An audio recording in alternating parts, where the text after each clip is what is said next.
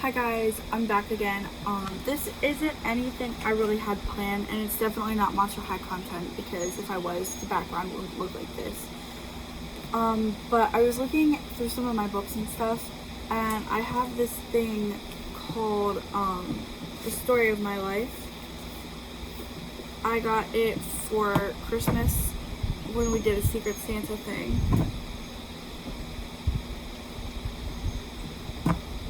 Sorry, I had to check that message. So I decided it would be fun to look through a couple of the prompts. I'm only going to do 2, unless it's like not enough to really make a worthwhile video. But I'm going to look at a couple of the prompts and then basically give a story time off of those prompts. I was flipping through it yesterday.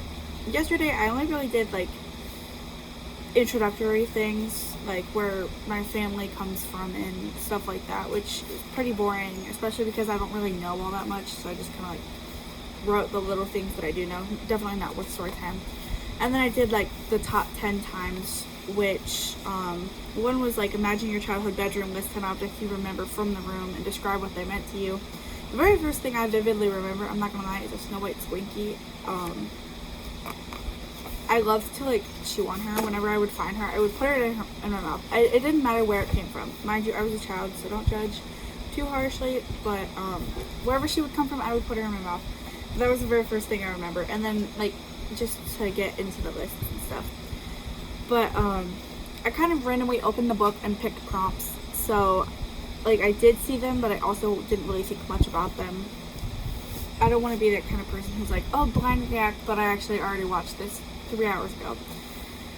Mind you, I have a memory of a goldfish, so I can completely blind react to my own things. It's terrible. But I also have the memory of an elephant. It just depends on what it is. So the first one is, when you were young, what was your favorite thing to do and why? How did it make you feel? This can be a hobby, a sport, an art, anything you're passionate about. See, when I was a kid, there are a lot of things I liked to do. See, when I hit like my preteen years and like early teen years, it was more about writing and making stories. But before that, it was dolls, and I don't know how to say this without it sounding like the bad kind, because I know people have like, there's different kinds of it. I feel like me and my sister used to play as like characters from Left 4 Dead. Like we would reenact scenes and stuff and make stuff up. We would always call it us being the characters, but then we were somewhere along the line, I was told, oh, that's just called role playing. But then as I got older, role playing had another meaning. So it's like, I can't say I role play with my sister as a kid because that sounds really bad. So we always just called it us being the characters. And that was actually kind of funny because like it's such a unique name. She would be like, hey, do you want to go play us being the characters? And I was like, yes, I do. Because it was just so fun. But, we would take scenes from that of like us being the characters, and we would make our dolls reenact it. We would do things with the dolls and make us reenact it. Like it was all this like just creative juices flowing, and we would always go with the flow. We never had a really like good idea of it. Like we would play as characters as Left 4 Dead, from Left 4 Dead and stuff, and reenact the apocalypse like 7,000 times. And then we would be like, you know what, I'm tired of this. We got the apocalypse down, let's go back inside and take all of those dolls and make families with them and stuff. So that's what I remember doing, was reenacting, and this is how I'm gonna just write it, reenacting. I hope this doesn't bleed through. Oh, it does. Oh, it doesn't. Nice. Reenacting characters from video games, which I don't want to like write too long, so all of my prompts I'm gonna like, I should have been writing as I was speaking, but I didn't. So I'm going to give an example. Like Left 4 Dead, Skyrim. And you might wonder, how do you reenact Skyrim? It's kind of self-explanatory. You just take your own character and play with it. And then also we did Gears of War and Resident Evil, which those weren't really as successful. Like I'm a fan fiction writer in a sense. we actually tried to do our own thing with Gears of War and Resident Evil and stuff like that, which I've only ever played Resident Evil 0, and even then I kind of cheated because I had like a Wikipedia walkthrough article thing that I was reading so that way I could beat it. But I guess it doesn't really also count because I did have to use my own skill to fight the monsters. Like, just because Wikipedia told me it would be there didn't mean that I would win. But, we tried those, and I mean, they didn't go so hot. I felt like when I was writing my fanfiction for Resident Evil 0, I was like, this is basically just a retelling of the game. I don't want to do that. When I take the game and I make my own book into it, I want it to be like mine. I want it to be like, oh, okay, I can see where the original ideas come from. Now, in the first, I believe, 2 books of my Left 4 Dead fanfiction, maybe even 3, I'm not 100% sure, I kind of forget how I did that. It's kind of a retelling of the game, but it also gives like backstories, even though those aren't like canon, they're not confirmed. But like, I don't really like fan fictions that just retell what the original creators gave. Like, put a little bit of yourself into there. But I'm also gonna add dolls in here, which was just reenacting above. And I mean, maybe I can come back and mention it later. This is actually going to be a really short video, so I think I'm going to just keep it at this length. Next is, excuse me, I feel like I'm just going to like hiccup. What role did books play in your childhood? I am a bookworm. So I'm going to write that they were like a teacher for me,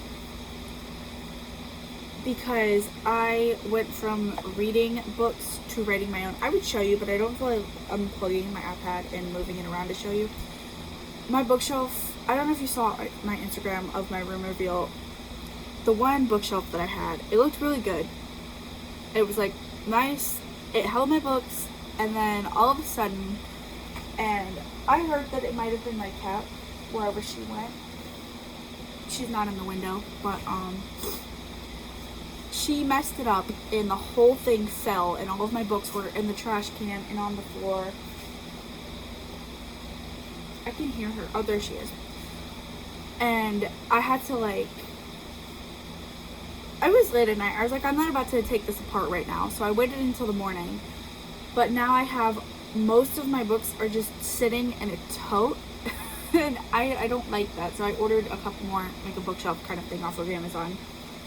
And then I have them also on a bookshelf that I had from my grandpa when he was in this room.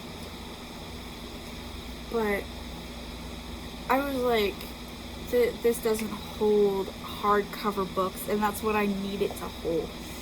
Because, like, I'm a Stephen King reader. Like, the books I have are thick, or they're hardcover. They're not, like, little tiny kid chapter books anymore.